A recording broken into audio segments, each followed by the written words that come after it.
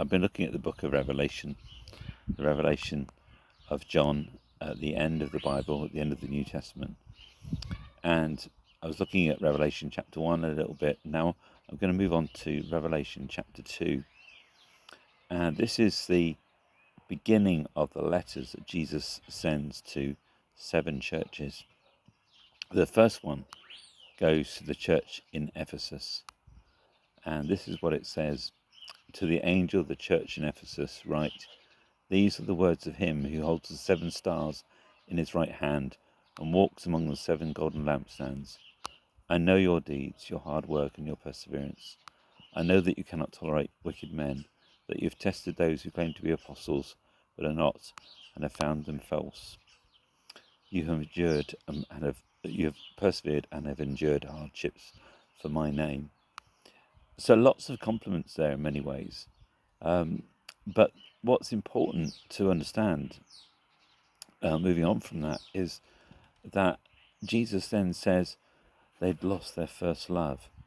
They'd gone away from their first passion to follow Christ, and they had got caught up only in the deeds, only in the doing, only in the actions, but not in the heart issues. They'd somehow lost the reason why they'd done these things. And he says about removing their lampstand from their place. That's quite drastic, quite major.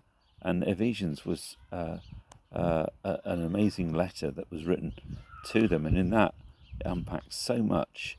And yet you see the church in Ephesus being a church that is not where it once was.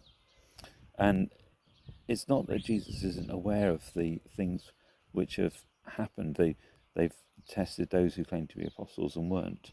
They've recognised where falsehood was. They've persevered. They've worked hard. They've persevered and endured many hardships for his name.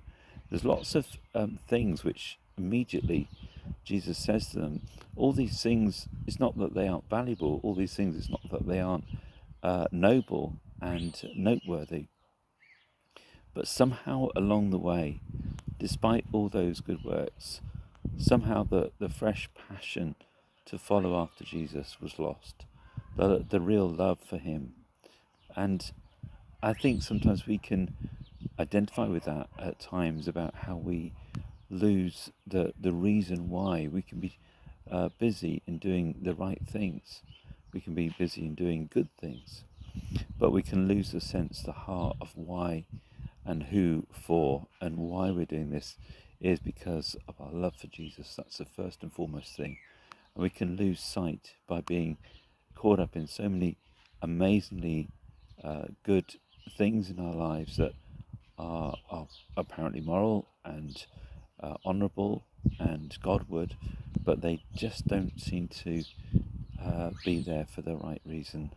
The real motivation deep down has got to be loving Jesus and following him. So I pray today that that love will be rekindled in our hearts, that first love for Jesus will be rekindled, that we would revisit that place of loving Jesus first, and out of that starting point, out of that motivation, out of that heart attitude, that we would return to him with all our hearts, and out of those things would flow good works, would flow the things which are the outworking of our first love.